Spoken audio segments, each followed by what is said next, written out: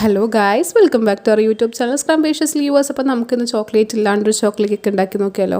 റെസിപ്പിയിലേക്ക് പോവാം. ഇതാന്നപ്പോൾ നമ്മളിവിടെ ഒരു 3/4 കപ്പോളം പഞ്ചസാര എടുത്തിട്ടുണ്ട്, 1 കപ്പോളം മൈദ എടുത്തിട്ടുണ്ട്, പിന്നെ നമുക്കൊരു 1/4 കപ്പ് നമ്മുടെ കൊക്കോ പൗഡർ, അതേപോലെ തന്നെ 1/4 കപ്പ് നമുക്ക് ബട്ടറോ റിഫൈൻഡ് ഓയിലോ ഏത് വേണമെങ്കിലും യൂസ് ചെയ്യാം കേട്ടോ.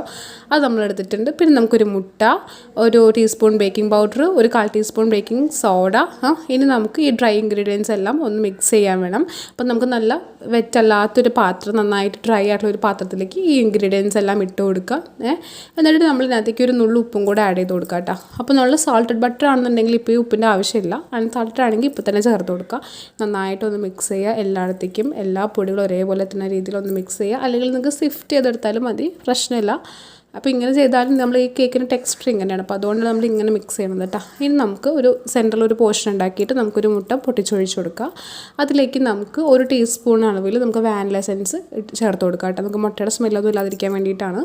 ഇനി നമുക്ക് നന്നായിട്ടൊന്ന് യോജിപ്പിച്ചതിന് ശേഷം നമുക്കതിനകത്തേക്ക് നമ്മൾ നേരത്തെ എടുത്ത് വെച്ചിട്ടുള്ള നമ്മുടെ ബട്ടറോ ഗീയോ എന്താണുള്ളത് അത് നമുക്ക് ആഡ് ചെയ്ത് കൊടുക്കുക, ഓയിൽ ആഡ് ചെയ്ത് കൊടുക്കുക.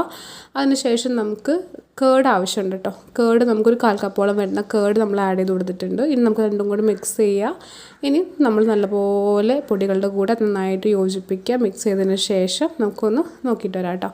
അപ്പോൾ ഇതാ അങ്ങനെ മിക്സ് ചെയ്ത് വന്നിട്ടുണ്ട്. നമുക്ക് ഒരു 1/2 കപ്പ് ചൂടുവെള്ളത്തിൽ ഒരു 1/4 ടീസ്പൂണോളം നമ്മുടെ ഇൻസ്റ്റൻറ്റ് കോഫി പൗഡർ കൂടി മിക്സ് ചെയ്തിട്ട് ചൂടോടുകൂടി നമുക്ക് ഈ മിക്സിലേക്ക് ഒഴിച്ചു കൊടുക്കുക. ഇനി നമുക്ക് നന്നായിട്ടൊന്ന് യോജിപ്പിച്ചെടുക്കണം. ഇപ്പം ആദ്യം നമുക്കൊരു കട്ടിയുള്ള ബാറ്ററല്ലേ കിട്ടിയത്. ഇപ്പോൾ നമുക്ക് ആ ബാറ്റർ നല്ലൊരു കൺസിസ്റ്റൻസിൽ, അതായത് റണ്ണിങ് കൺസിസ്റ്റൻസിൽ വന്നിട്ടുണ്ട്. നമുക്കിനി എന്ത് ചെയ്യാം, നമ്മുടെ ബേക്കിംഗ് ടിന്നിലേക്ക് മാറ്റാം. അപ്പോൾ ഞാൻ ഓൾറെഡി ബേക്കിംഗ് ടീനിൽ ഗ്രീസ് ചെയ്തിട്ട് ഒരു ബട്ടർ പേപ്പറൊക്കെ വെച്ച് കൊടുത്തിട്ടുണ്ട് കേട്ടോ. ഇനി നമുക്ക് എന്ത് ചെയ്യാം, ഫുള്ളായിട്ട് ആ ബാറ്റർ ഒഴിച്ചു കൊടുക്കുക.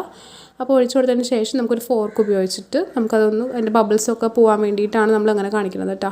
അപ്പോൾ അതൊന്ന് ചെയ്ത് കൊടുത്തതിന് ശേഷം ഇനി ഒരു 3-4 പ്രാവശ്യം ഒന്ന് ടാപ്പ് ചെയ്യാം. അപ്പോൾ ഇതിനകത്ത് എയർ ബബിൾസും കാര്യങ്ങളൊക്കെ ഉണ്ടെങ്കിൽ പോകാൻ വേണ്ടിയിട്ടാണ്.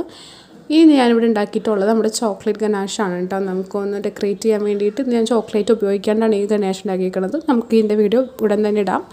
അപ്പോൾ ഇത്രയും ഗ്ലേസിങ് ആയിട്ടുള്ള സൂപ്പർ ആയിട്ടുള്ളൊരു ഗനാഷാണ്. നമ്മുടെ കേക്ക് ഇവിടെ റെഡി ആയി വന്നിട്ടുണ്ട്. ഭയങ്കര ഫ്ലഫി ആൻഡ് സോഫ്റ്റ് ആയിട്ടുള്ളൊരു കേക്കാണ്.